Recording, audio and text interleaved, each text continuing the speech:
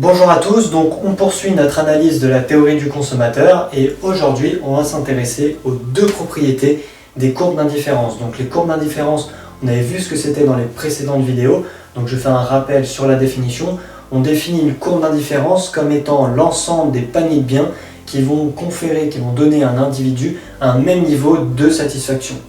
Alors quand on représente les courbes d'indifférence comme cela sur un graphique, eh bien on va appeler ça une carte d'indifférence. Et donc à l'aide de ces cartes d'indifférence, on peut avoir beaucoup plus d'informations sur les préférences individuelles. Alors qu'est-ce qu'on observe? On observe que ces courbes d'indifférence sont déjà décroissantes. Donc ça c'est la première propriété et on va voir pourquoi elles ne peuvent pas être croissantes. Et la deuxième propriété, c'est que ces courbes d'indifférence ne se croisent jamais. Et on va également voir pourquoi. Alors pour comprendre ces deux propriétés, on va raisonner par l'absurde. Donc admettons qu'on a une courbe d'indifférence qui soit croissante. Donc là j'ai ma courbe d'indifférence ici, qui est croissante. Sur cette courbe d'indifférence, je vais noter deux paniers de biens, le panier A et le panier B. Le panier A, il va avoir X quantité du bien 1 et X quantité du bien 2. Et le panier B, il va avoir X quantité du bien 1 et X quantité du bien 2. Et là maintenant, c'est intuitif, ça se voit au graphique. On voit bien que le panier B ici, il a plus de bien 1 et plus de bien 2 que le panier A. Donc vu qu'il a plus des deux biens, ça veut dire que le niveau de satisfaction donné par le panier B au consommateur est toujours supérieur au niveau de satisfaction conféré par le panier A au consommateur. Donc ça voudrait dire que si la courbe d'indifférence est croissante, tous les paniers qui suivent un autre panier vont conférer toujours plus de satisfaction.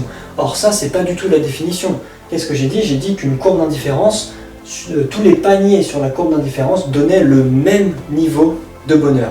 Donc il ne peut pas avoir deux paniers sur une même courbe qui donnent des niveaux de bonheur différents.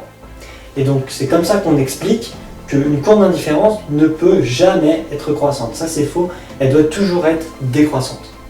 Alors maintenant, pourquoi les courbes ne peuvent pas se croiser? Et bien là en fait c'est toujours la même chose, il faut se rappeler de la définition d'une courbe d'indifférence. Donc admettons, prenons une courbe d'indifférence ici qui va se croiser. Donc là j'en trace une, voilà, qui est bien décroissante. Je sais que les courbes d'indifférence donnent un niveau de bonheur, un niveau de satisfaction à l'individu et tous les paniers sur ces courbes vont donner un niveau de bonheur. Donc donnons des valeurs numériques pour comprendre. Admettons que cette courbe d'indifférence donne un niveau de bonheur, je ne sais pas moi, égal à 5 et puis cette courbe, un niveau de bonheur égal à 3. Donc j'ai mis 3 et 5 parce que cette courbe normalement est en dessous de cette courbe. Je dis bien normalement parce que là je les ai fait se croiser, mais on va très vite comprendre pourquoi elles ne peuvent pas se croiser. Elles ne peuvent pas se croiser parce qu'ici on a une intersection et on va avoir un panier. Et ce panier, on va noter A, il est sur les deux courbes. Mais comme il est sur les deux courbes, ça veut dire que son niveau de satisfaction qu'il confère au consommateur est égal au niveau de satisfaction déterminé par sa courbe d'indifférence.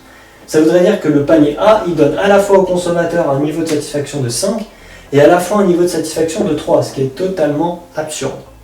Et puis ça voudrait dire que ces paniers-là confèrent un niveau de satisfaction inférieur à cette courbe d'indifférence. Et puis une fois qu'elle passe de l'autre côté, ça voudrait dire que le niveau de satisfaction change et devient supérieur à l'autre courbe. Ce qui est totalement invraisemblable parce que la définition d'une courbe d'indifférence, c'est que tous les paniers sur une même courbe confèrent le même niveau de satisfaction. Donc je vous conseille de bien apprendre par cœur cette définition d'une courbe d'indifférence. Et en fait, à l'aide de cette définition, vous pouvez démontrer les deux propriétés des courbes d'indifférence, à savoir, elles sont toujours décroissantes et à savoir, elles ne se croisent jamais. Voilà, c'est tout pour cette vidéo, donc j'espère qu'elle vous aura plu. N'hésitez pas à liker, à partager, à mettre un commentaire sous la vidéo. Et puis moi, je vous dis à très bientôt dans la prochaine vidéo. Ciao à tous!